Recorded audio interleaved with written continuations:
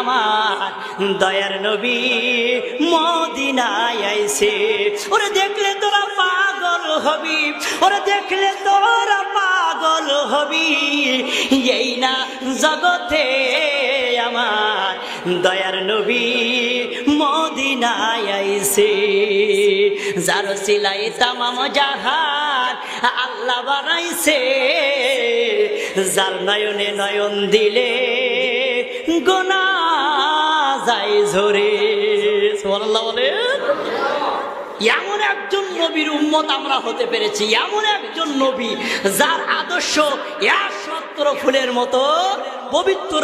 পৃথিবীর যত নেতা নেত্রী আর যত পাতি ছাতি যার পিছনেই দৌড়ান না কেন আর স্লোগান দেন না কেন, অমুক নেতার চরিত্র ফুলের মতো পবিত্র, না না না, একমাত্র কেবলমাত্র শ্রেষ্ঠ নেতা রাসূলের চরিত্র ফুলের মতো পবিত্র।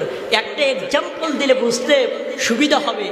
রাসূল কামারের সাথে কেমন ব্যবহার করেছে, স্ত্রীদের সাথে কেমন ব্যবহার করেছে, দায় দাসীদের সাথে কেমন ব্যবহার করেছে, গোলামের সাথে কেমন ব্যবহার করেছে, সাধারণ আদনা সাহাবীর সাথে কেমন ব্যবহার করেছে, বড় বড় মাপের সাহাবীর সাথে কেমন ব্যবহার করেছে, বাচ্চাদের সাথে কেমন ব্যবহার করেছে, বুড়াদের সাথে কেমন ব্যবহার করেছে। ছোট্ট একটা এক্সাম্পল। আল্লাহ রসুলের একজন বন্ধু, সে হলো কামার। আচ্ছা বলুন, আপনাদের এই গয়েশপুর বাজারে কামার কি করে? লোহা দ্বারা বিভিন্ন জিনিস তৈরি করে না? রাসূল একবার কামারের দোকানে গিয়েছে। নবীজি কামারের দোকানে গিয়ে দেখে কামার ওই লোহার হাতুড়ি দিয়ে আগুনের ওই উপরে বাড়ি দিচ্ছে।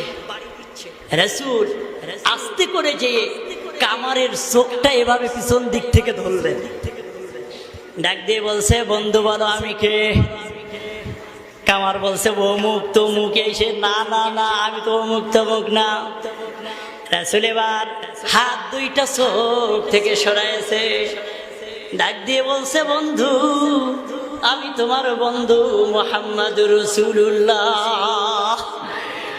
কেমন ব্যবহার রাসূলের দেখেন। নবীজি এবার সালাম দিলেন, হাত দুইখানা আগায় দিলেন।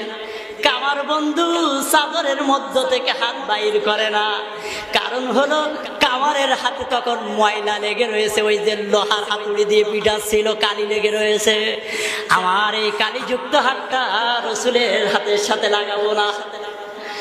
রাসূল তারপরও হাতটা বাড়ায় দেয়, কামার বন্ধু হাত বাইর করে না।